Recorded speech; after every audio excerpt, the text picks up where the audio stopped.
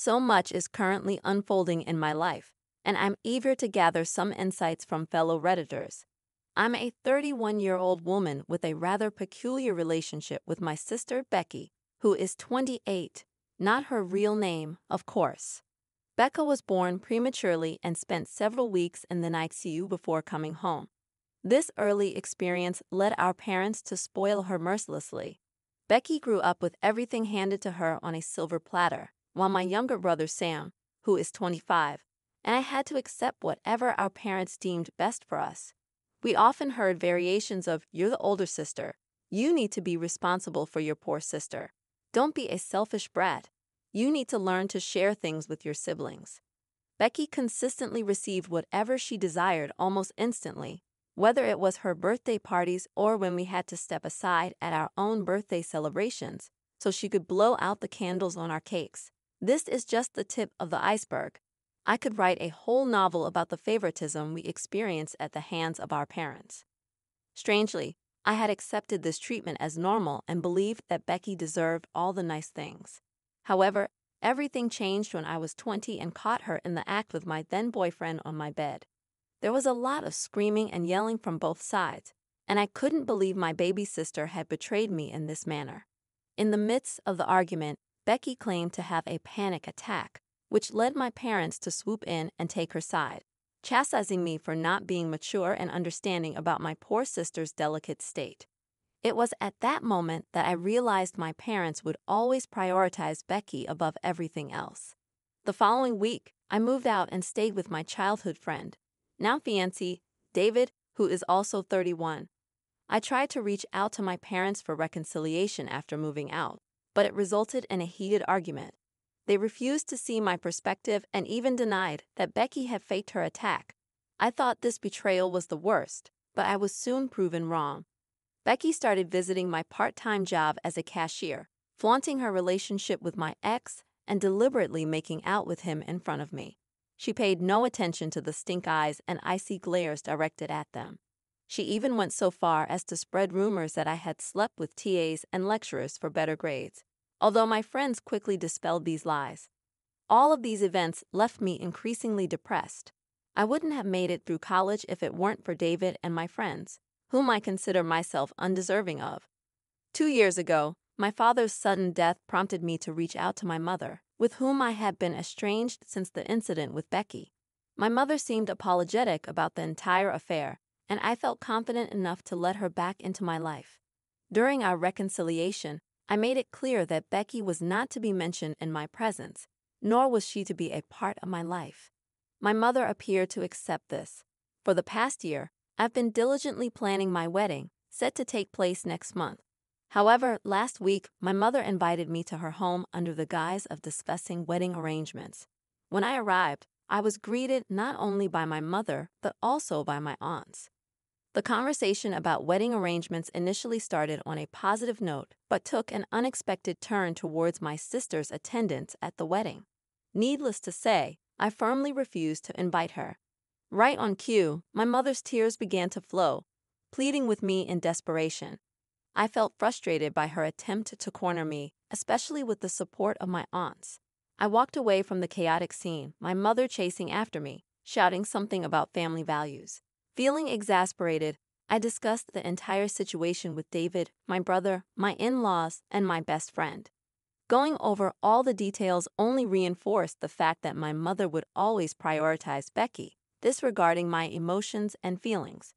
Finally, yesterday, I decided to make one last call to my mother to inform her that her invitation had been revoked. Shortly after the call, my phone started ringing incessantly. Relatives called to label me as ungrateful and childish, questioning my actions. To those who inquired about my relationship with my brother, he had remained in touch with me throughout and distanced himself from our parents once he turned 18. The fallout with my sister being the last straw. Now, onto the actual update. As many of you speculated, my mother had twisted the story to her advantage, painting it as a fight over a guy that led to me storming out of the house. These lies crumbled when one of my aunts called my brother, criticizing him for supporting me. He set the record straight by narrating the entire ordeal, leaving a pin-drop silence on the other end. Moreover, He shared screenshots of some message exchanges between him and Becky during their fallout, clarifying the situation. My mother faced severe backlash from multiple family members for her deceit, and most of them are now on my side. Despite this, she still has a few supporters, but they have been blocked from communicating with my brother and me. What should have been a joyous time in my life has turned into a chaotic spectacle. I can only hope that this will be the final update. Interestingly, today took an unexpected turn when I spotted my mother's car near my home. As I approached, my best friend decided to talk to her and convince her to stay away from me. As I sat hidden in my car, away from my mother's sight, my best friend approached her. It felt like an eternity, but after about 45 minutes, she messaged me that it was safe to come inside. Once settled in the house, my friend recounted her conversation with my mother. It appeared that my sister had faced some difficult situations in college due to her arrogant demeanor. The most significant of these was my ex cheating on her with another girl, leaving her heartbroken and with an STD. The news of her contracting the STD quickly spread among her friends and acquaintances, leading to resentment and hostility from many. Feeling alienated, Becky transferred to a new college far from home. She sought counseling there, which wasn't an option before, given my parents' resistance to the idea.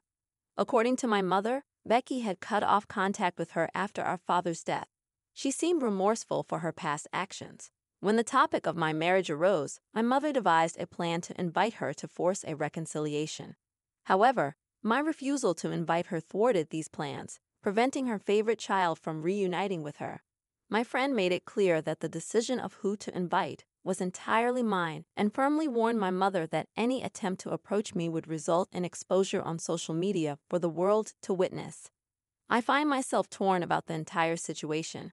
While I am certain that I don't want either of them at my wedding, I can't help but feel some sympathy for my sister, considering the challenges she faced. Yet, these emotions are overshadowed by the memories of her deliberate attempts to hurt me. I once adored her as my sweet little sister, hoping she would change. However, the day I learned about the rumors she spread, I was utterly crushed and inconsolable. It was David who encouraged me to seek counseling and later therapy. Without his and my friend's unwavering support, I might have been an emotional wreck. I sincerely hope that Becky can work on her issues with her therapist and undergo a transformation, becoming a better person in the process, perhaps in the future. I am open to the possibility of reconciling with my sister, but at this moment, I am far from ready to meet her. As many of you suggested, we had a meeting scheduled with the vendors and the wedding planner. We've taken steps to ensure security during the wedding and the reception. You've made the right decision by not giving in to your mother's demands. She clearly attempted to manipulate the situation in her favor, putting you in a difficult spot in front of your aunts. It might be helpful to check out the subreddit r/raised_narcissists. To address another issue, I really enjoy wearing scarves in my hair. However, my boyfriend isn't the type to give gifts. It was surprising when he unexpectedly showed up at my place with a scarf. Although it had some stains, it was beautiful. I washed it, and it quickly became my favorite. A few days later, when I went to his parents' place to discuss our wedding, his sister became fixated on the scarf. Suddenly, she approached me and tried to pull it off, accusing me of stealing it from her. I was shocked and confused, explaining that my boyfriend had given it to me. But she wouldn't listen, calling me a liar and even mentioning old nail polish stains on it that she had dropped. I took off the scarf, threw it at her, and left before my boyfriend joined us. When he later asked where I was, I told him I had gone home. When he returned, we had a major argument. In the original post, I didn't provide some necessary information. He confessed that the scarf had belonged to his mom, who had given it to his sister years ago. She hadn't even worn it, and he found it in the storeroom, thinking of giving it to me instead of it going to waste. Now, I think it's important for your boyfriend to understand that if he wants to give you a gift, he should buy it rather than taking something without permission. Technically, you unknowingly received stolen property due to his actions. While the scarf might not hold significant monetary value, the situation left you feeling utterly humiliated. This happened to me, but with a necklace. X gave me a lovely necklace, and I wore it. Some friends saw it and said it looked like the one she had, We checked, and it turned out to be hers. The catch on the chain was slightly loose, just as she described. After examining it further, there was no doubt it was her necklace. The person who had given it to me had borrowed it from her a week prior, and he had then given it to me. We were both incredibly angry. He became an ex, and thankfully, she got her property back. Your sister-in-law could have discussed this with you before accusing you outright. Most people don't wear stolen items in front of their owners, and there could have been another explanation, especially if you hadn't been in her room or had no access to her belongings. Her reaction was over the top, and she was clearly angry. However, your soon-to-be ex-boyfriend put you both in a terrible situation. He stole from her, gave it to you, and let you walk around wearing the scarf without ever mentioning where he got it. That's messed up. He's either oblivious to how bad it looks, or he's calculating. You should seriously reconsider being with someone like that. You deserve better than a stolen, stained scarf. I'm a 16-year-old male with an older sister who is 20.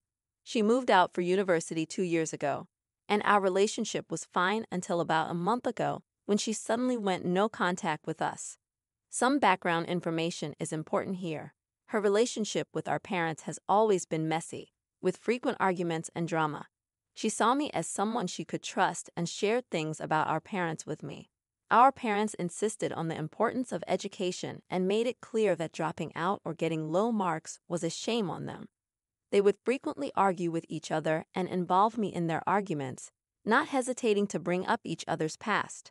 They argued about everything from cheating to paying for her tuition and rent, among other things. Returning to the main topic, her 20th birthday was approaching, and we wanted to pay her a surprise visit. The problem was that we didn't know her address. She had moved to a new apartment, which sparked a major argument between my mom and dad. My mom blamed my dad for not taking her and dropping her off when she moved. This argument initiated everything. In summary, we tried to contact her through calls and emails, but my dad ended up going to the police to investigate, which led to finding out that she had dropped out and was in hiding. She had told me more about it, as she trusted me more than our parents. This is where I might have made a mistake. Later, while my parents and I were in the living room, they began arguing, and one of the main points was the fact that my sister had left us without notice. They were discussing possible reasons for her actions at this point. I was absolutely furious with my parents for their delusional behavior, so I blurted out something along the lines of, "Yeah, you guys scared her. You pressured her and created damn scenarios in her head. No wonder she doesn't like you. Who's your next target, me?" The next thing I knew, I was in a heated argument with my parents. They kept telling me to mind my own business and not interfere in other people's lives. It was like my sister's situation all over again. I couldn't take it anymore, so I told them to go to hell, stormed up to my room, and adopted the classic rebellious teenage demeanor. My 39-year-old uncle found out about the situation, and I explained everything to him. He supported me, further infuriating my parents.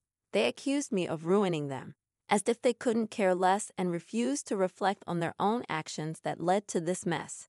Am I the one at fault here? Here's some unsolicited advice that might help, although it may not directly apply to your situation.